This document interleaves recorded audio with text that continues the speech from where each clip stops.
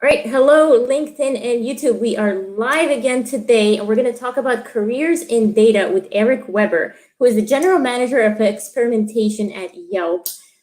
He's going to tell you all about that role because I can't tell you as much about experimentation. He mentioned it's something to do with Harry Potter, so I'm assuming that's what we're going to be talking about today.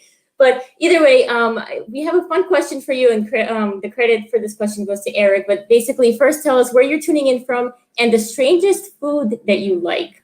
I think that's just going to be an interesting way to start our discussion. Without further ado, I'm going to bring on Eric. Hey, Eric.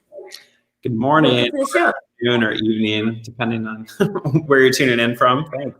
I love LinkedIn Lives. People are tuning in from all over the place, like we're about to see here. So, Eric, I know you and I met probably in like 2017, 2018, when things were fall of 2017. As weird as that sounds, it feels like it could be a decade ago or 2 years ago. Like, I don't know how to define that. I know. The past few years have kind of warped, but it's been a pleasure staying in touch with you, and I'm glad we get to do this LinkedIn Live session today to hopefully help people navigate where they are in their career and answer their questions in terms of getting a data career or switching into a data career. Yeah, same with me. There's a lot to talk about. I think data career is a very, very big topic, right? And there are, every day you go on LinkedIn, there are like 100 questions and 200 opinions on every question. So hopefully we can dig a bit into, what we've observed, and also say there are certain questions and issues that we just haven't resolved as well as a field that require a lot more discussion. Yeah, absolutely. I think this session is going to be more of a FAQ on data careers, because I know you and I both get a lot of questions in private messages or the direct messages on LinkedIn, and hopefully we'll be able to answer most of them. But those who are tuning in, also let us know what questions you have, where you are in your career, and maybe see if there's a way that we can help you. So we've got a lot of interesting comments. We got Brianna here from Wisconsin saying macaroni pizza.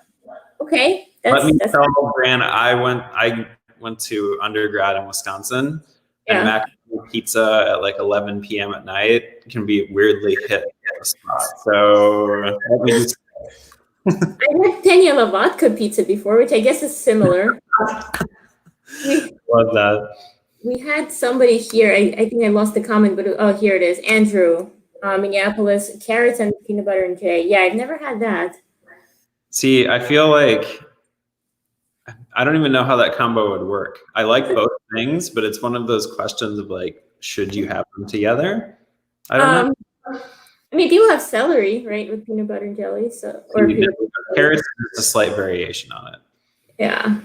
Let's see. Amnol says India crazy food is a dal dakli. So I have no idea what that even is. Do you? Me either, but I could imagine that I'm going to Google after we are off LinkedIn Live. Ooh, this is a really good question, Eric, that you asked, because we're getting all sorts of things. So we've got cow. People have some strong opinions and things to share. Weirdest things. Oh my God. Wait, hold on. Ari's got, see, I could spend all day now just doing this. I'll just do a couple more scrambled eggs and cheese from Ari. This is so good. Yes, we've got Danny's here. Hey, Danny, Vietnamese duck eggs with developed duck. Danny, there's Danny. I feel like there's a meme coming at some point with that in it now, based on how Danny seems to have those at the ready all the time. Yes, absolutely. So before we get into talking about data careers, I do want first to remind people that they can ask you questions, but first let's get into who is Eric. Tell us a little bit about yourself and what's your story. I know you're new at Yelp. Maybe tell us your journey of how you got there. This always sounds, it's like this interview question. Tell me about who you are and what you Tell us about yourself, Eric. Tell us about yourself in 7 words or less. There's a lot. Everybody's data career path is different, right? If you look across anyone who's in this space, almost at any level, one of the cool things is that it's not necessarily uniform, right? We don't come into this space in the same way.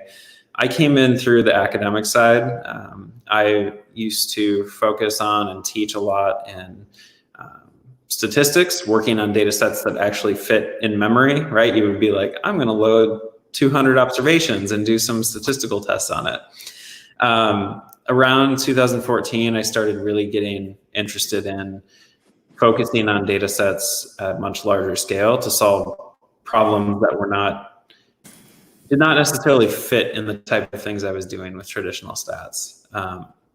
And since then, it's just kind of taken off. I've simultaneously been super interested in learning and developing skill set at a personal level about machine learning, statistics, whatever the flavor of the day may be, so to speak. But more than that, I've also been fascinated by trying to think about what it means to lead in this space, what it means to develop community in this space. There's a ton of attention on it worldwide, and because it's still new, it's hard to understand how to get there. It's hard to understand how to break into data science, so to speak, if you see Michael Green's hashtag pop up on LinkedIn regularly. But for me, I care about a few things. I care about mentorship in this space. I care about trying to develop community in this space, but I also try to focus a lot on being a practitioner in the space as well, right? I think it's really important to be working on these problems day to day to really be able to resonate and say, hey, if you're in the data space, this is what you should be focusing on. And I do a lot. And so today is day 7 at Yelp for me. So, brand new career move for me, but I focus a lot on doing experimentation. So things like testing, site changes, code changes, things like that. And overall, I just am motivated by trying to help people learn. Like, that's why I'm on here. That's why we, in fall of 2017, why we started, why we got to know each other in the first place. So it's still kind of weird to think about that we sort of hacked together this like data science office hours. And now we're like, look at, on LinkedIn Live, sharing things and learning about what weird food people like. I know, absolutely. By the way, we have so many other comments that have come in.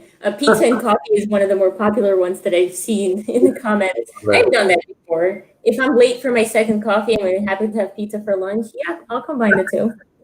I love it. I mean, pizza is good generally anytime. I have why not?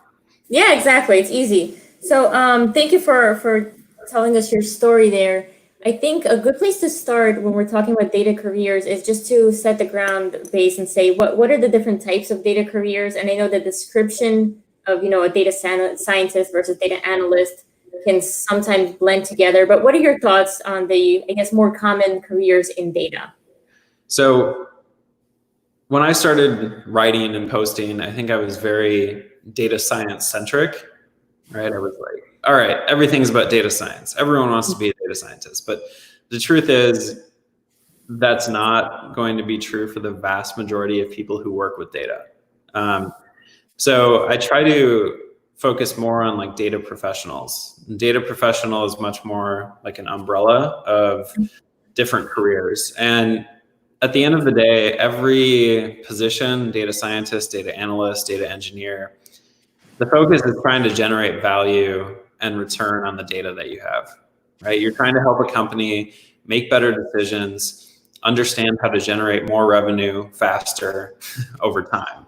Yeah. And in more of an analyst role, I tend to think like traditionally it's defined by the tooling, and I don't necessarily like that. But typically analyst roles focus more on things like SQL, working with Excel, working with doing things like pivot tables, basically trying to extract insights from the data as is, right? Mm-hmm. Data visualizations, that type of thing. I don't necessarily like that definition of an analyst, but I think that's how it's been traditionally defined.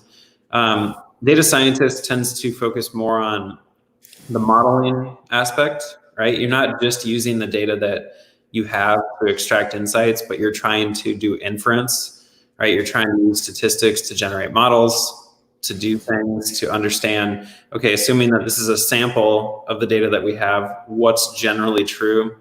You try to set up much larger like experimentation, the things like A/B testing, that type of work tends to fall more into a data science camp. But let's be real, data engineering is this foundation that we all like need and we don't discuss enough when it comes to data professionals, because the data that we work on, how it gets there, how it's loaded, how it's managed and cleaned and standardized, really kind of makes or breaks our careers and experiences as data scientists. And there are other variations like machine learning engineer, things like that. But I think if we focus on those core three for now, and of course, anytime you make a list, people's general reaction is to tell you what's not on that list or what's missing. Hold on. No, I'm kidding. missing. But and I think it's okay. I think lists are generally made and these categories are made to help organize our thinking, not to try to tell people that they have to be an analyst or they have to be a scientist. Like, I don't think one or the other is more valuable. It's just, how do we define it as a field? Absolutely. Thank you for that. So I'm just checking in the comments and questions. So Yeshvin says, Eric, you're the man. See, that's a way to I still don't know how to handle comments like that, but thank you. It was funny. So I had a LinkedIn live session with Bernard Marr earlier today, and I know Susan Walls joined that one. So she was asking if I ever stop. So, I see Eric, what's his name? Ben Taylor's here saying Eric is great. Yelp is great too. Oh, there's Ben.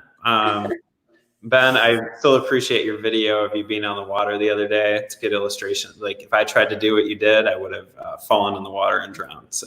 Oh yeah, that's surfing on the boat, the wake of the boat. Yeah, that was interesting. I was actually waiting for him to fall. I don't know if anybody else was waiting for him to fall at the end. That was why I watched the whole video. I can imagine. Question here. I think this came in when you were talking about your 7th day at Yelp. So what did you have to unlearn, learn, and relearn? I know it's early days yet, but do you want to comment on this? I don't know if I'll comment specifically on Yelp since I feel like I'm still in the title right to understand, like, okay, I've had so much dumped on me in 7 days, like making sense of it. But I think when it comes to unlearning, learning, and relearning, something that we get used to in data careers in general, we become very good at, I think what's the best way to phrase this? We become very good at forgetting how we started, what it was like to not know something, right? And so I often have to break my own habits of making assumptions. Like, when I'm talking to people, over time, I generally have this assumption that they know when I talk about things like a p-value or things like a bar chart or these things that I sort of start to take for granted because of the community I operate in. Right? Imagine what it's like to you spend time around data people, and I'm sure all of you experience this. It's a network effect. You log onto LinkedIn and you're like, oh, everybody in the world likes talking about data. Well, that's in your world, yeah. That's because your network talks about it. Yeah. And so for me, I have to constantly remind myself and learn and say, most people are not familiar with the concepts and ideas that we're discussing, that when we say something like regression, that means something to a few of us. Yeah. It's essentially meaningless to a large majority of people that we're working with. Well, they might think about their child regressing back into wetting the bed or something.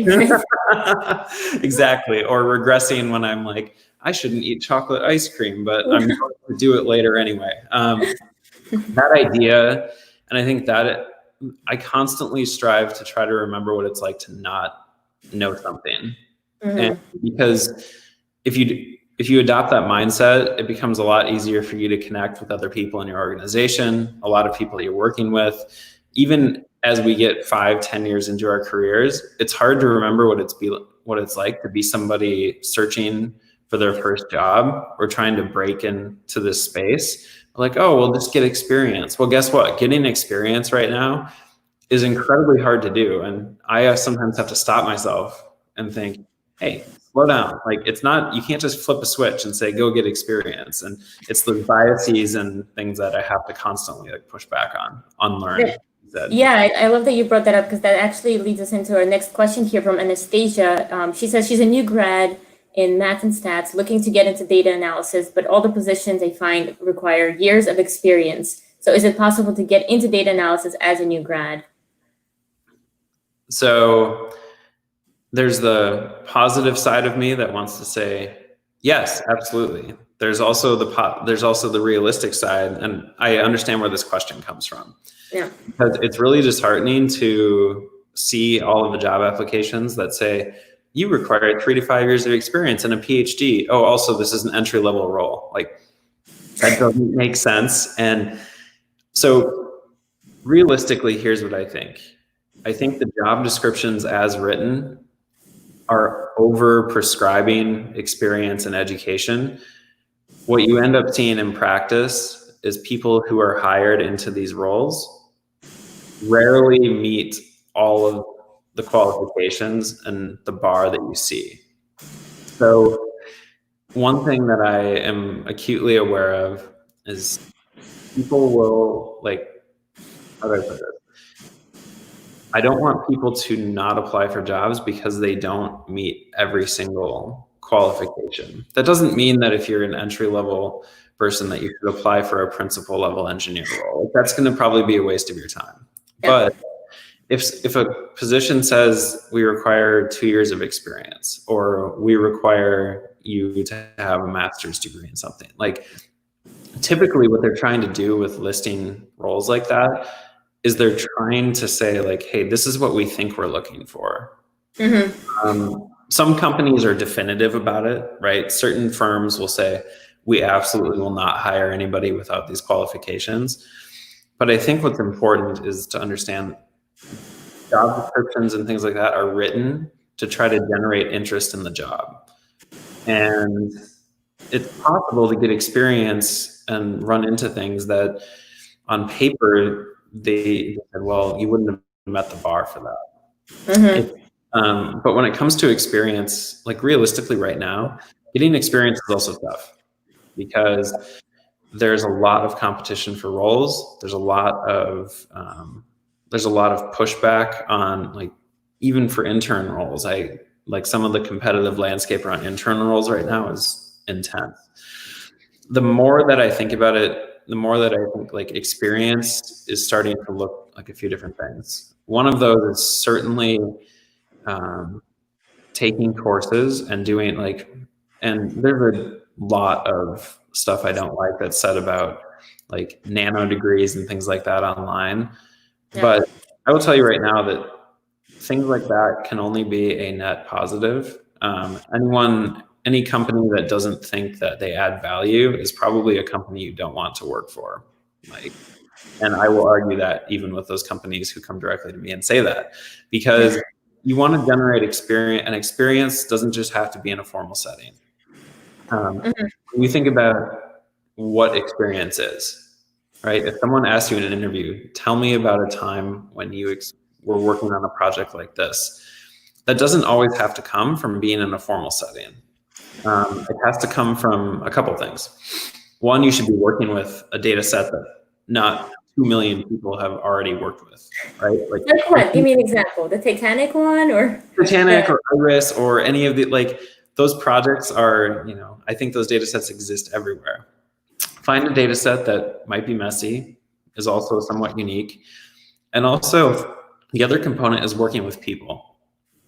So when you think about generating experience, what a lot of companies mean, at least in my opinion, they mean is we want to know that you've had experience working with others to create projects and deliverables. So if you can focus on that, working on something that hasn't been done 10 million times, and also a situation where you work with people, you can generate a lot of value, and it allows you to speak to experience, even though I think over time our definition of what experience means will hopefully broaden. Yeah, absolutely. I just wanted to comment on one of your first points you made about applying to jobs and job descriptions. I can absolutely relate, because in any of the jobs that I ever applied to, not a single one of them has ever met my level of experience. So I remember when I had 1 year of experience, I applied for a job that required 5 to 8 years of experience, and I got it. And after that, I accidentally got called in for an interview that required more than 10 years of experience. And I at that point had 2.5 years of experience, ended up getting that job. So I think it has a lot to do with how you position yourself, and networking, I think, plays a big role in this as well, because if people get to know you and see that you're eager to learn and they're a good team player and you're going to get stuff done. I don't think they're going to care how many years you've spent at a desk or somewhere doing X, as long as you can show them that you want to do it and you're willing to learn. Right. Yeah. I think the tough part is that there's a variety of experiences for people from different backgrounds and different domains, right? For some people, they've never gotten a job that they didn't meet all the qualifications for. In other cases, a lot of people have, like in your situation, have just gotten jobs that all of a sudden they were like, oh, well, I'm not qualified for that. And oh, magic, this worked. I tend to think it's much more about, and I realize I feel like a motivational quote board when I say things like, be persistent, but truly, consistency here is the most important thing. And it's not just consistency in applying, it's consistency in networking and creating relationships. I can't tell you how many times people have said they've made a post on LinkedIn or shared something from GitHub where they get employer outreach or recruiter outreach from it. I made a post this morning that focused on we're generally pretty bad at marketing ourselves in data and often in technical fields. It's really uncomfortable. I still cringe when I hear the word brand, I want to run away a little bit, but you have the opportunity to sort of create that by who you network with, what you share publicly, GitHub, LinkedIn, whatever it may be. Probably don't post what you're wanting to share publicly on Facebook because, there's a lot of other things on Facebook that will probably drown it out. Yeah, that's true. So you mentioned brand. I recall your brand being Captain SQL. Is that still the case? I knew the minute I said brand, I was like, I just opened myself up. I'm sorry, I had to. All right, I'll rephrase that, Eric. So what is your brand? What do you think is your brand? No. We can, Captain SQL is one. Thank you, Dave Langer, for that great creation. It's I'm kind of thinking about getting a captain hat at some point and just really leaning into it. But when it comes to brand, I think it's more about just, for me, practicality. When it comes to what does it mean to do this type of work day to day? What does it mean to actually deliver value? How do you get a company to value the data work that you're doing? That doesn't require always fancy tools or using the latest approach in deep learning. It just requires trying to deliver value from data. And I do realize that over time, the more I talk about this, the more I sound like Dave Langer. So I'm just I think I'm eventually gonna move to Montana and just become him. But I think in general, what's important is being practical about delivering value allows you to stay really connected to the business. And if you think about how do you create that value, and you go to work every day and you think about what am I doing that's going to allow the business to make a better decision or drive more revenue, all of a sudden you feel like you're a part of the business rather than just something that is sort of operating in parallel to the business. And that's kind of a big game changer. Yeah, thank you for sharing that. I actually, talking about brand and networking, there's a question here from Ashley that since we're in a pandemic, how can we elevate our networking? That's a good question. And now I'm thinking, how exactly do you do that? Here's something that I suggest is people are spending more time on social media, whether that's a net negative or positive. I think that's beside the point right now, but you have the opportunity to get to access people that may have not been spending as much time on places like LinkedIn or Twitter or whatever social platform it may be. I would focus again, and I think this advice applies whether we're in a pandemic or not, quality over quantity makes a huge difference. If you are going to choose to network with somebody and get to know them, have an end goal in mind. What do you want to learn? Why, what can you bring to them as much as they can bring to you? Sometimes we look at networking as sort of a one-directional transaction, but generally people want to network because they can get value from both directions. Yeah, absolutely. We've got Susan here saying LinkedIn all the way and Zoom networking events. Yes, Zoom networking events are, I actually have been really impressed by some of the networking events on Zoom. I didn't learn until a month ago that they could send you into like randomized rooms from on Zoom. And I think like that's amazing. That is such a cool way to generate networking. Just say, hey, let's be here at this time. And then we're going to randomly distribute you into a bunch of meeting rooms. It is good to focus on Zoom and video, but also remember that people are very exhausted right now by being on video all day. It might be something just to offer like, hey, let's do a phone call for 15 minutes. I think a lot of people sometimes be like, let's book an hour. Let's book a half hour. But just start with 15 minutes. You can get to know somebody and talk about a lot of things in 15 minutes. One of the cool things that Ben Taylor does is sometimes he'll post just like, hey, I'm available, call me. Like, first of all, it's very brave. Second of all, I think it's a really good illustration that you don't have to block an hour of time to get to know somebody. So try to think about, if you approach someone and say like, I'd love to have a discussion or chat, maybe say like, can I have like 10 minutes? 10 minutes is much more likely to get you a response than like, hey, I would like to book an hour with you on video. Like that sounds tiring. Eric, I have a prediction. So I think when we're done with this LinkedIn Live, you're going to have a lot of messages in your inbox to book 10 to 15 minutes with you to have a conversation. I think, yeah, when I open my LinkedIn inbox some mornings, it's definitely like a little bit overwhelming, but I do try to get to everything. But yeah, I think the power of like short and concise, make sure that you also illustrate who you are and what you bring. Networking is a two-way street. Absolutely. We've got some fans here. So Divya says your answers are so natural and relatable, and you talk from ground zero, and she adores you for that. So this is a good way to make me blush on camera. So thank you. That's very nice, Kate. Every time you're about to put something up, I see you smiling over there, and then it's like, boom. Well, you're not looking at the comments, right? I always encourage my guests not to look at comments because they'll get distracted. Yeah, I'm not. I'm just letting you decide what to pull up. Yes. Okay. Michael Trainer. So I find that beginning your networking journey is easier during the pandemic, particularly if you're shy, because there are a lot of meetups happening online where you don't need to actually leave your house. I think that's a good point because we do have, LinkedIn for one, that's my favorite networking place. It is? Even just commenting on somebody's post, I think is considered networking at this point. I love it. So Yes. There's some awesome comment and discussions I've had in comments. The more I think about it, I find like when I try to post or share things, it's more important that I create a way for people to participate in the conversation than it is to say like, hey, like this because I've summarized it really well. Like people want to share and they want to have a conversation. They want to give their thoughts.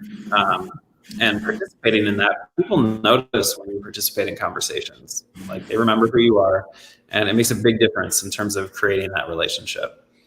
Absolutely, I agree. There are a few people who I remember used to comment on my posts, maybe 10 of my prior posts, and then they would send me a connection request or send me a question on Messenger, and I'd immediately respond because, well, I feel like I already know them, and I feel like they've been watching me and engaging with me. So I'm definitely a lot more open to having those conversations.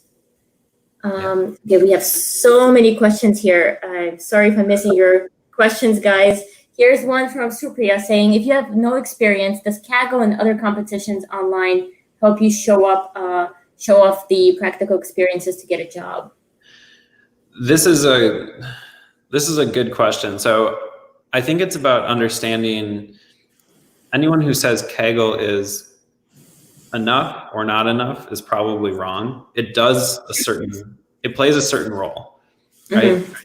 Kaggle allows you to illustrate your ability to use techniques to do feature engineering, to show that you understand some of the latest ideas in deep learning, machine learning, whatever space it is. But also remember that the data sets that you're working on are generally pretty clean.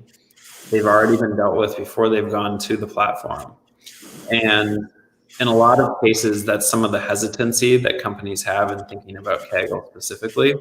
is they're like, hey, my data is never going to look like that.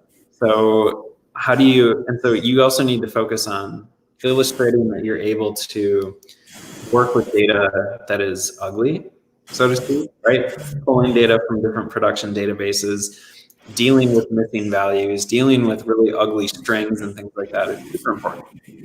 Yeah. So it's a combination. It's like, okay, if you're going to do Kaggle, how do you also illustrate that you are focused, that you understand business problems, that you can work with dirty data, do cleaning, because a lot of that doesn't show up in Kaggle. Mm-hmm. Yeah, I know there are some sites that you can go to actually get dirty data to play with. I guess Kaggle's just not one of them yet. Maybe they'll change their model to have you clean the data before you analyze it. Yeah. But I guess they don't do that to have some standardization and consistency in the projects, right? Yep. Okay, let's see. I'm just going to randomly pick questions at this point. David says, thanks for sharing these tips, Eric. Any advice on how to go about asking someone to be a mentor? That's good advice. And sorry, good question. Because I'm thinking like, what's advice in my head? It's still morning here. I get like, I know it's like 7:30 for you, right? 7:30 on the West Coast. I'm still like, I was draining coffee right before I started this. So when it comes to being a mentor, understand that being a mentor is a big time investment. And so when you ask someone to be a mentor, also be very clear about what kind of investment or feedback or insight you're looking for.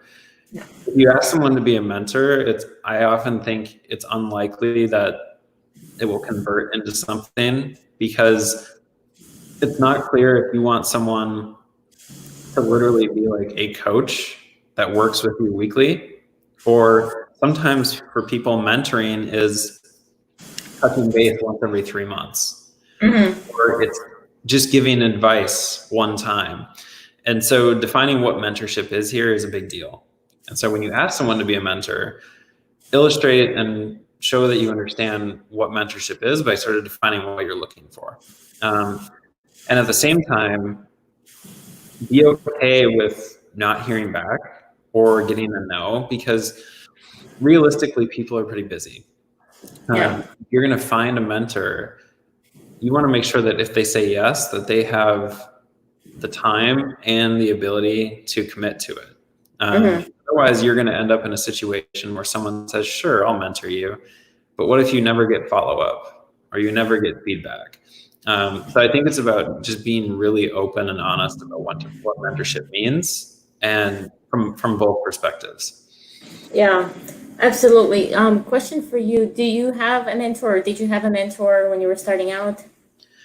I had a series of different mentors. I think because I had mentors on the technical side that were like people. So I was at University of Minnesota, and I learned a lot from some of the research professors there who were focused like in innovating in business science and that type of work. From a business perspective, I've had a lot of different mentors. Generally, they're actually at the positions I'm in, because by mentors, for me, it means learning a lot about the business and learning about how to successfully leverage data for it. And that can often be a very company dependent definition.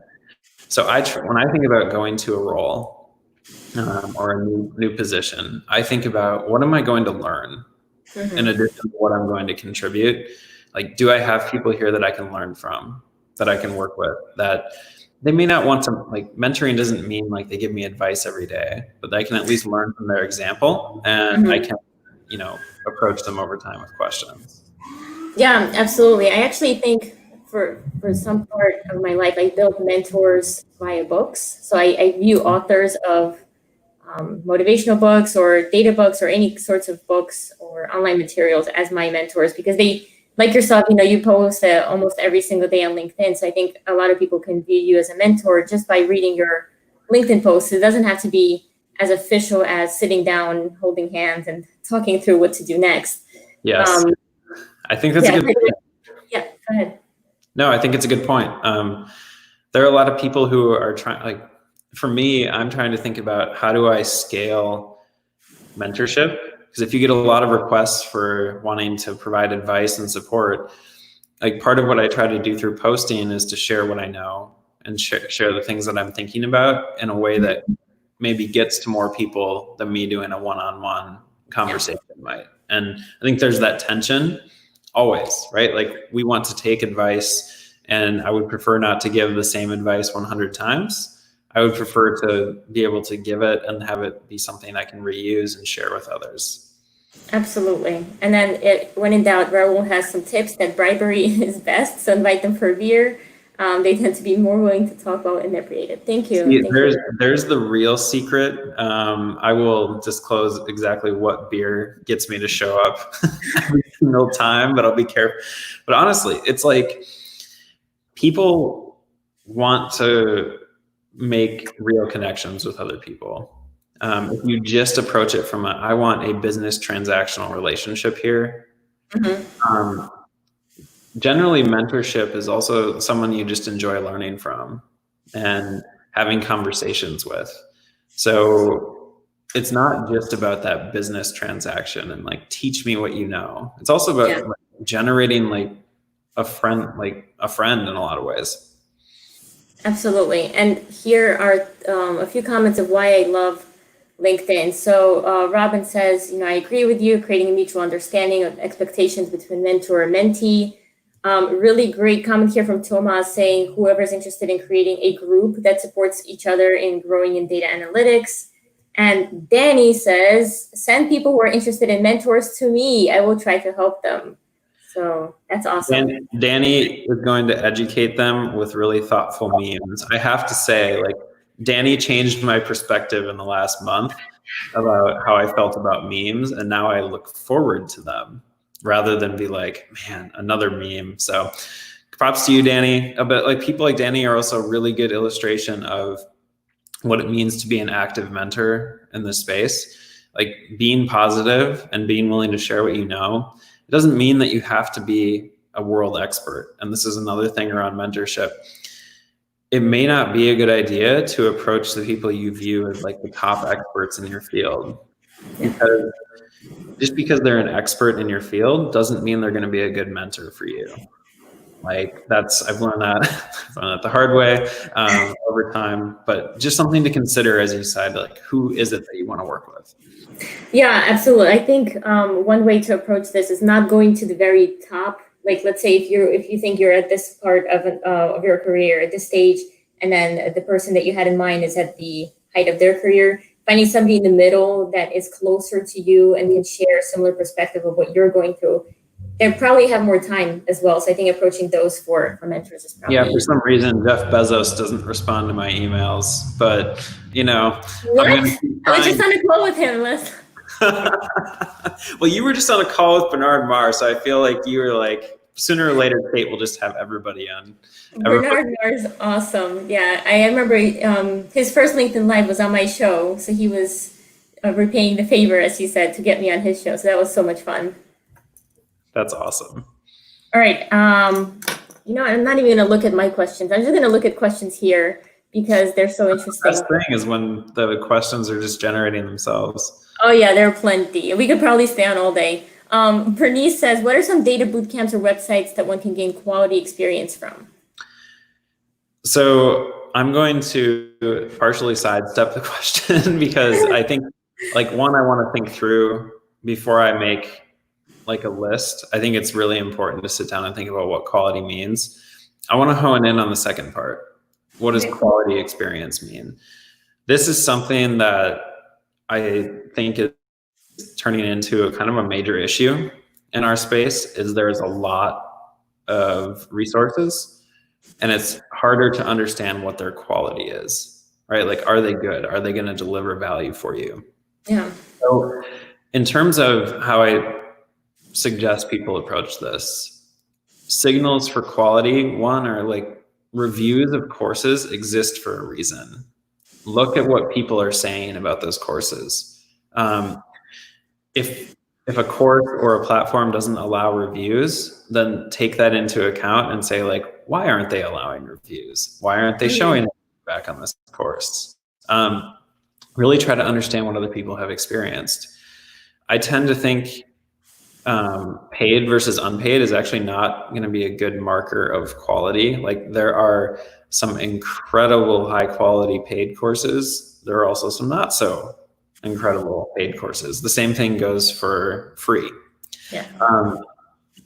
The other thing is to really look at the learning path that is there. So for when it comes to websites, really try to look deep into like, okay, why are they doing it like this?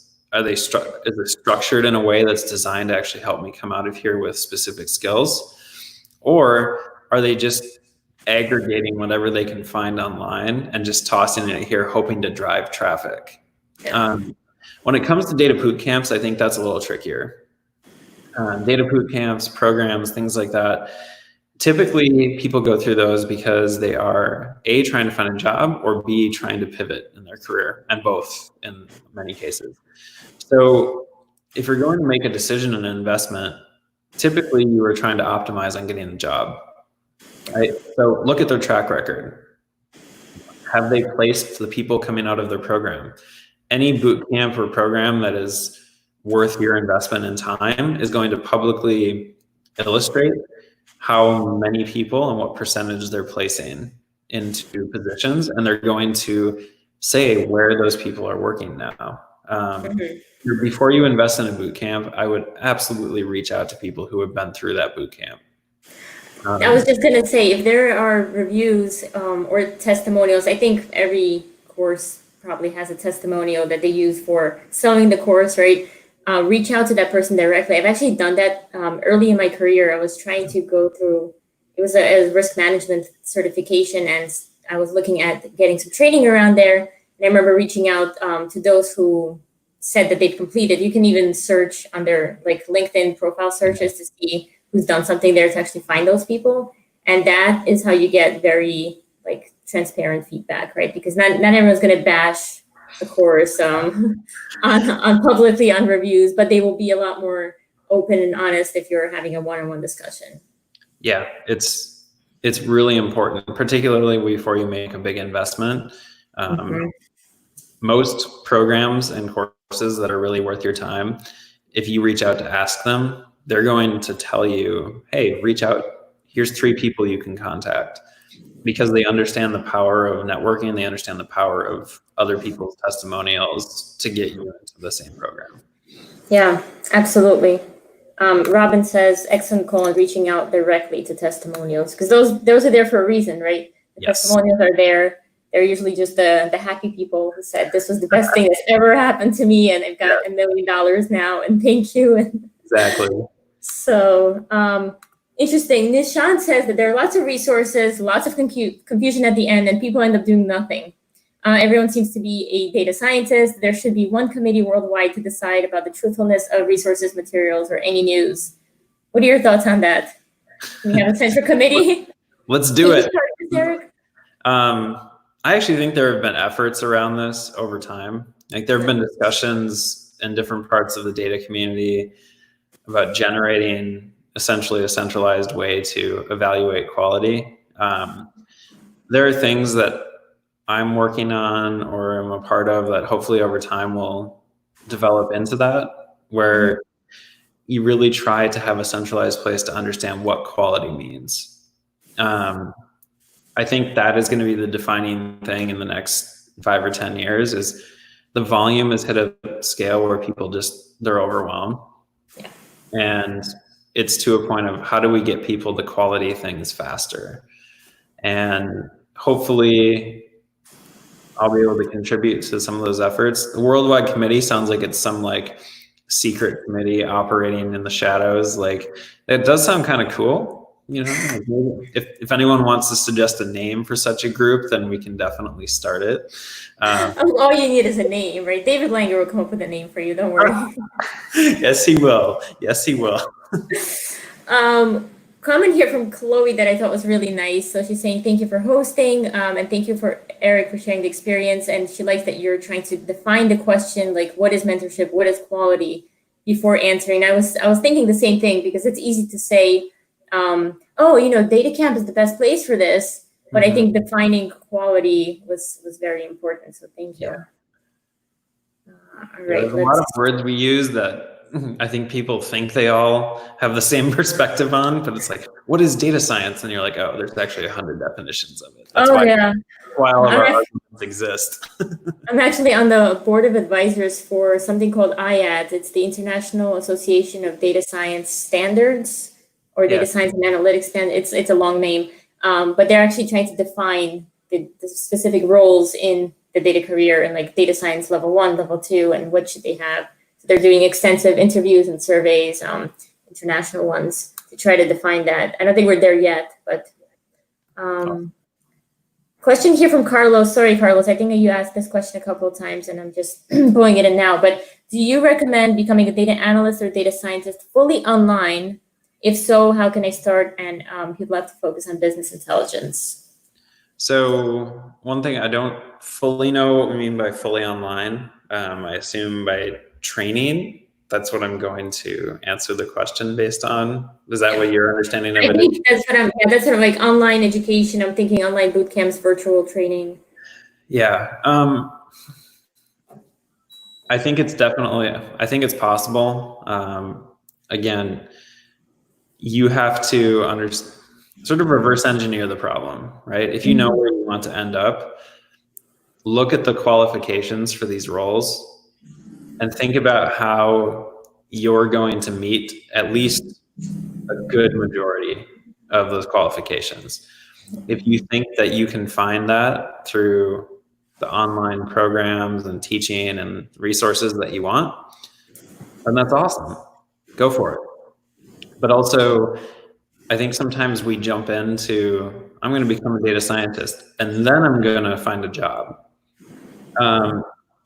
Try to know where you're going before you dive in.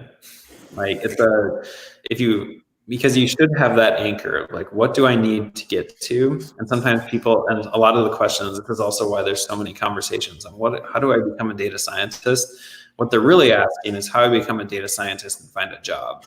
But we don't discuss that job component, and the jobs tend to be the things we have to optimize for, right? That's in a lot of cases why we're doing what we're doing. So I think focusing there and then looking back at the courses, your path there will be a really productive way to evaluate if that's going to be the right approach. Yeah, absolutely. I remember interviewing Deborah Berebiches. I'm not sure if she's at Metis. When I spoke to her, she was at Metis, but I asked her the question of, when can you call yourself a data scientist? Because that's a commonly asked question.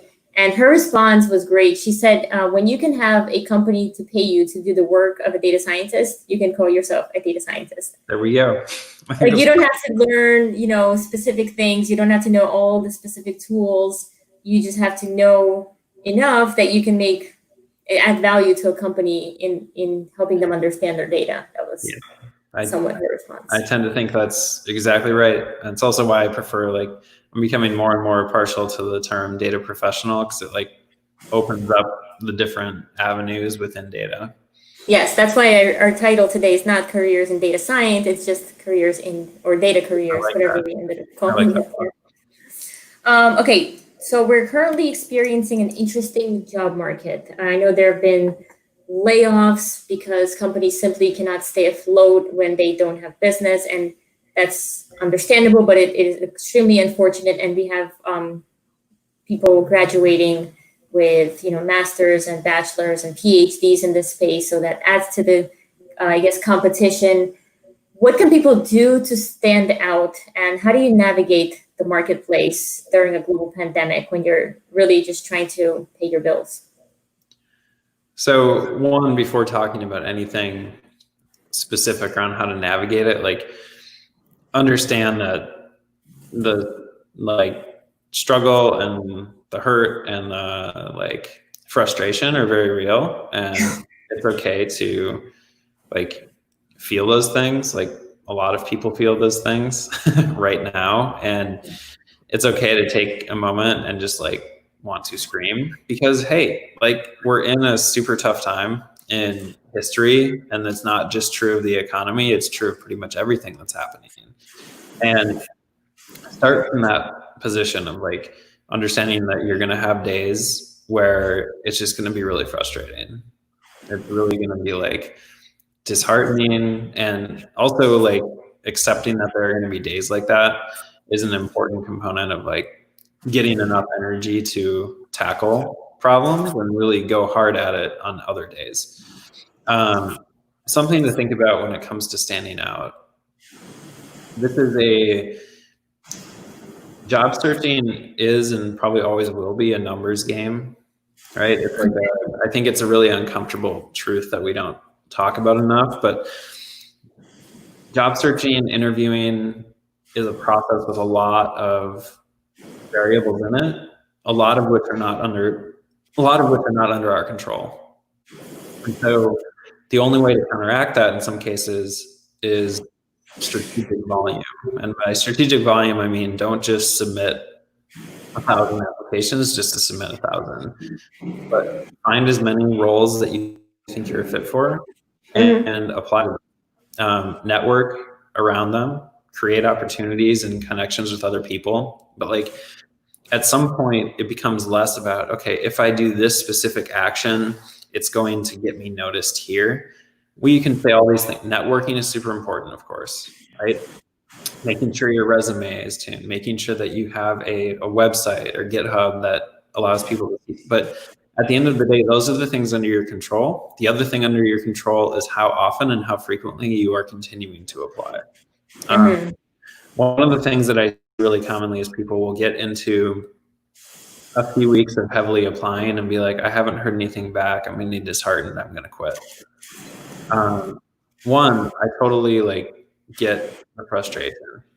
It's very real, and you are absolutely entitled to feel that frustration.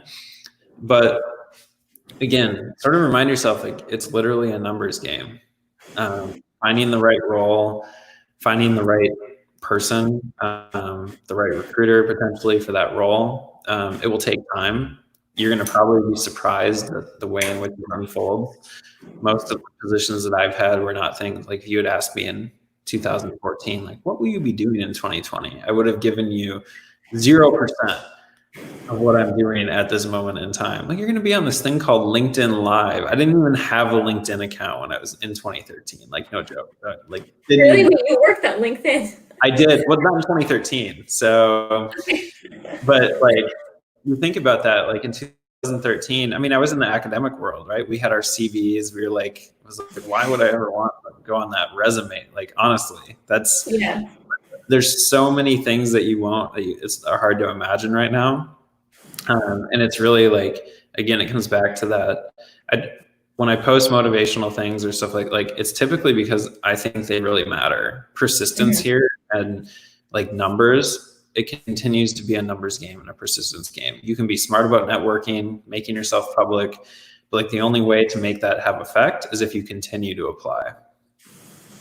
Yeah, absolutely. I love how you said it's a numbers game. I actually met someone at a playground recently who she had a career change. She went from accounting to a software engineer by doing this online virtual boot camp. And part of their program is they help place them in jobs. So the task they gave them, and I think she had to start on Monday, so yesterday, was to apply to 100 companies per day for like a few weeks. Okay.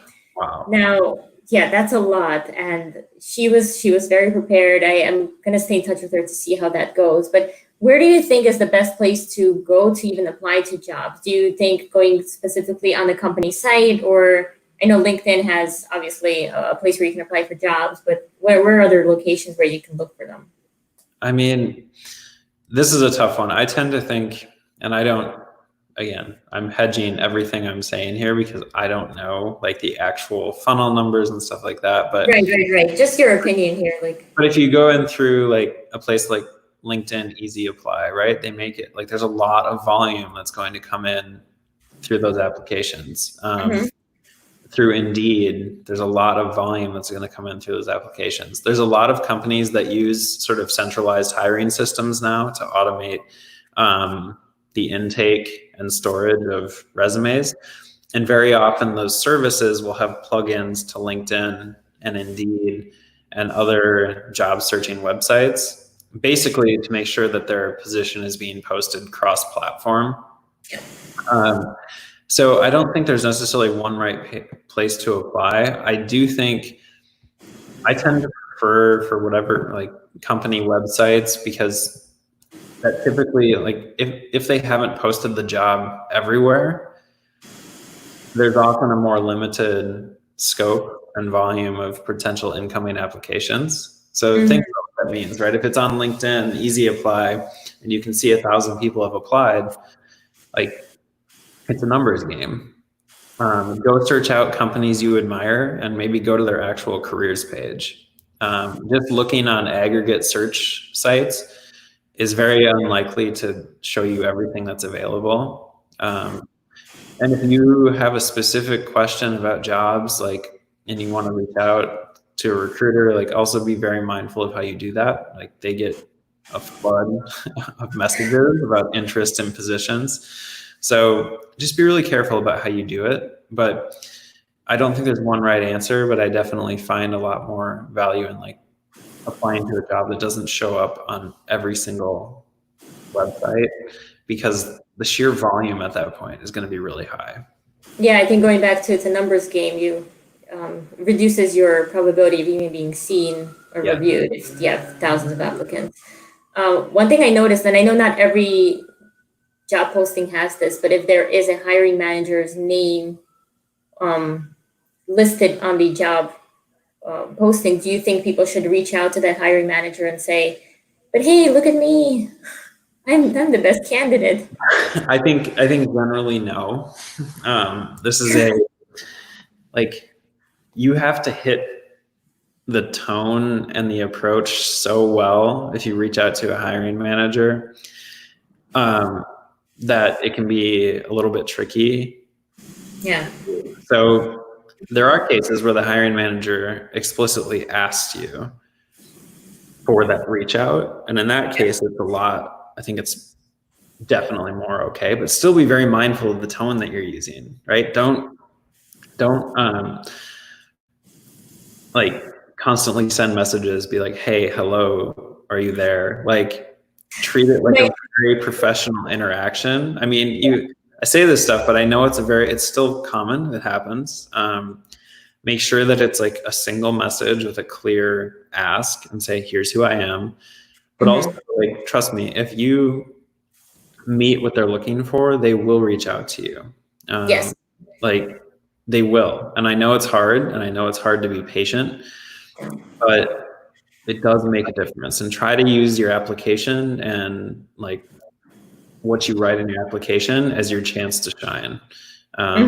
A follow-up message or an accompanying message may not do a lot unless you already have a personal connection with that person. Yeah, absolutely. I think that the worst thing that you can do is send a hiring manager a note that says, please review my profile and see if I'm a fit for the job you just posted, because you're giving them a lot of work, right? You could be the best candidate, but I think as a hiring manager, if I had that message, I'd be like, oh God, really? Like, Yes. Have you read the job description? Do you know your background better than I do? Like, exactly. Yeah, I think there's probably a better way to go about it. We've got a comment here from Robin, says that she recently read somewhere that a great way to get noticed for a new job is to create a blog or story piece in which you interview or discuss the topics that interest you. You can learn something, but you also get introduced to people who you can connect with on a personal level. So what are your thoughts on that? It's so weird because I still feel weird saying create content, but what that really means is create artifacts or records of what you've learned and what you're thinking about. Whether it's a blog or a post or an article or a short video that you put up on LinkedIn or YouTube, whatever it might be, people will search for and find things. And it may not actually be in this moment. Like, today, we're very like recency focused when it comes to social media and like, how did it perform? How did it do? But there's a lot of people who will 5 years from now go back and read the things that you wrote and said, which also scares me as I'm thinking about it. Like, what opinions am I sharing now that I will like want to take back 5 years from now? But you're creating these longer term artifacts for people to find out about who you are and what you're learning and what you care about. This is part of why I love doing these kind of sessions, is because like people, it's not just a one-time thing, right? Like people can view things over time, they can learn from them later on. So I absolutely encourage you to build those kind of things. Share what you're learning. It doesn't have to be perfect. There's a lot of things that I've written that are like very far from perfect. And sometimes you just need to write it down, get your thoughts out, and like, don't think that you're publishing something in like a highly trafficked magazine. Just like, you have your own voice, and that's really important. Yeah, absolutely. I have a story on this where I actually was working at a bank for chief risk officer as my new role there, probably, I don't know, 10 years ago or so. And I didn't know much about risk management or regulatory compliance, but every time I got a request from the CRO, I would research things and try to distill it into something simpler that I can understand so that I can act on it. And I started a blog called riskarticles.com. And again, this is about 10 years ago. And that's actually how I ended up getting my job at Deloitte, because they read and I was nowhere near an expert, right? I would just simplify anything that I would read online. And they actually contacted me for an interview at a point where I wasn't even looking for a job. And I'm like, really? My little blog got your attention? It was a recruiter from the company. And they're like, yeah, we love your passion for this space. And I'm like, oh yeah, I am really interested in it. But things do happen. So Robin, I completely agree. Putting your perspectives out there, even though you might not be an expert, can definitely grab attention, because you'll at least show that you're very dedicated and interested in that space. And hiring managers want that. Absolutely. Yes. Okay. You still have time to go on, Eric? Take a few more questions? We're good. Let's do a few more questions. Okay. Michael, for those fairly new to the field, do you advise getting a deep knowledge of one or two languages, or spreading your knowledge over a few different languages? So programming languages. This is easy. One or two max. Like, there's just no, it depends on the programming language. Like, if you're programming in a language that very few people, like if you're doing like base C, like that's a very different question. But like for most of us, you're asking about Python or R. Like, this is like, even though I think we've memed the Python or R debate to death. That was going to be my next question. You said one. Which one? I'm going to like go over here now. I'm exiting. I'm out. So I think it's true, because I tend to use Python and R on a regular basis. I sort of grew up in the statistics world, so I learned R before I ever learned Python. Mm-hmm. But realistically, depending on what I'm trying to do, it's good to have both as tool sets. But certainly when you're beginning, you're going to overwhelm yourself by trying to learn more than one language. It's more important to learn a language that teaches you the concepts of programming, mm-hmm. to learn multiple languages which do similar things. Like Python and R at their core operate in pretty similar ways. The syntax and the packages around them are different. But if you're going to learn, choose one. Realistically, you can pick up things and learn about the other as long as you understand some of the foundational ideas, right? Like if you're using a language and you're defining what it means to define a function in Python or R, like the syntax is a bit different. Semicolons show up in different places, but like the concept is the same. And we worry too much about learn this language or learn this language. You just need to know how to think through the ways of thinking that sort of sit under these languages, and that makes your life a lot easier. Yeah, that's the same advice I give people when I talk about data visualization software, Tableau, Click, Power BI. Just learn one, and the rest are actually going to be a lot easier to learn after you've fully picked up one. Exactly. Comment here from Tina. I know you love comments like this. So Eric has always been an inspiration to me. Looking forward to more talks like this. I know we were chatting about making this more of a regular activity where we jump on these LinkedIn Lives and talk about giving out advice and helping people. Let's do it. That's fun. I mean, it's weird for me to still like see comments like that, because I'm like, the first thing I ever did, like I'm very actually social media averse in general. Yeah. I generally like really don't like going on Facebook, and I have a Twitter account, but I don't do much actively on it.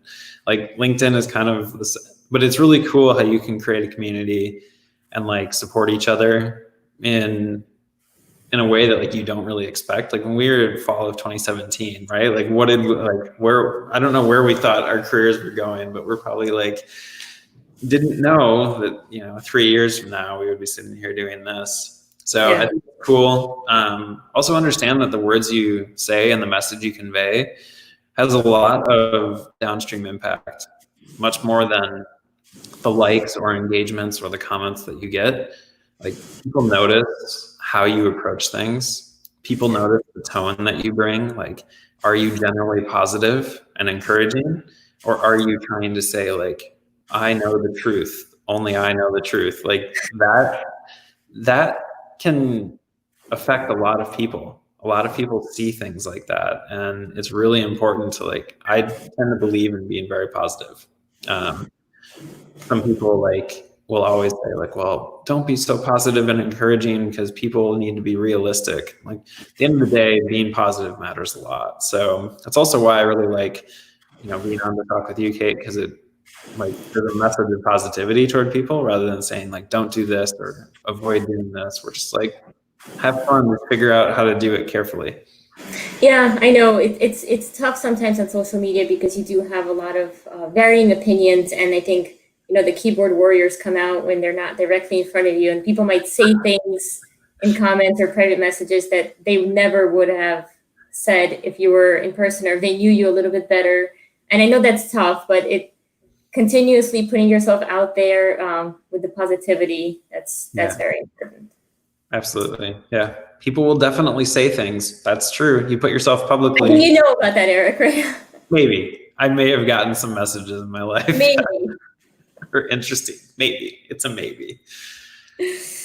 Oh my goodness. Yes. So I do want to ask you, I want to make sure I don't forget this. What was your favorite strangest food? Because I totally forgot to ask you early on, and we need to know.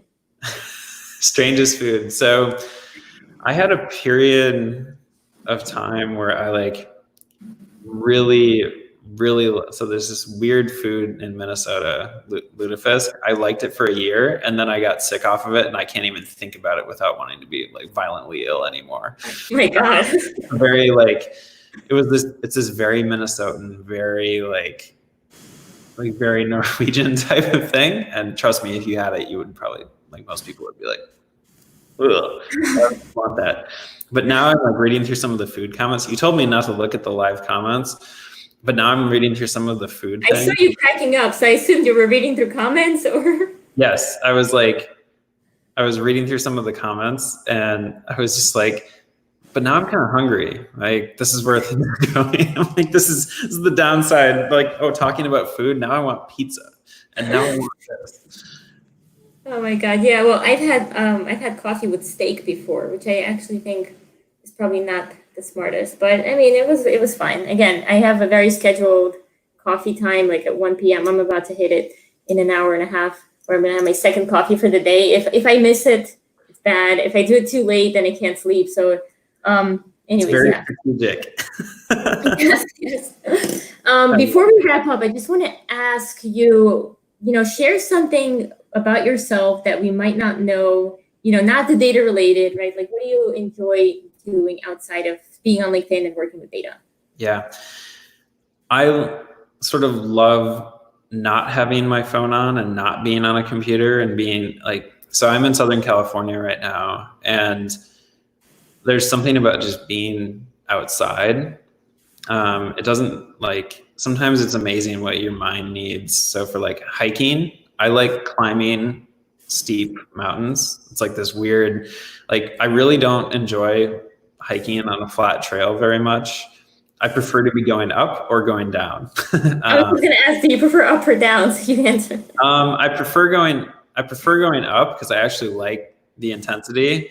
Often going down, I wish there was just an escalator because I'm like, okay, this is boring. Like, let me down. Oh, I mean, if it's technical, it can be dangerous too. Oh yes, that too. That's yeah. It's sometimes it's the descent that is more dangerous than the ascent. But I love doing that, and I love doing like I don't know, biking, hiking, whatever it is. I like challenging myself and kind of like getting to a point where your mind just has to focus on something because it's hard.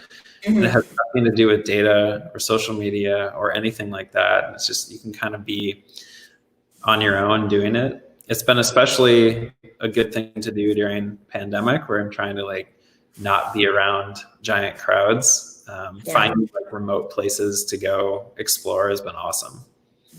Yeah, absolutely. I think that's great. I've also taken up biking recently because I wanted to avoid, I know if you run, it tends to be harder to avoid people or maintaining that social distancing. So bike riding has been really awesome. Combined with audiobooks, even better. I'm starting a new book now. I love that. Before we let you go, there was just a question here from Supriya saying if we could sum up how we're going to do how I do the LinkedIn Live. So I actually have a link you can go to. It's storybydata.com/events. There's a listing of all the prior and upcoming events that you can add to your calendar.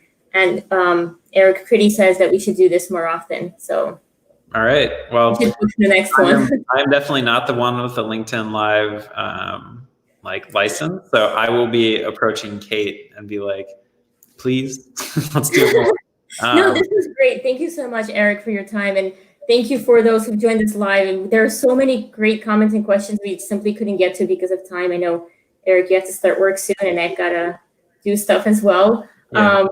But thank you so much for taking the time to do this. It was really, really insightful. Yeah. Thanks for having me on, Kate.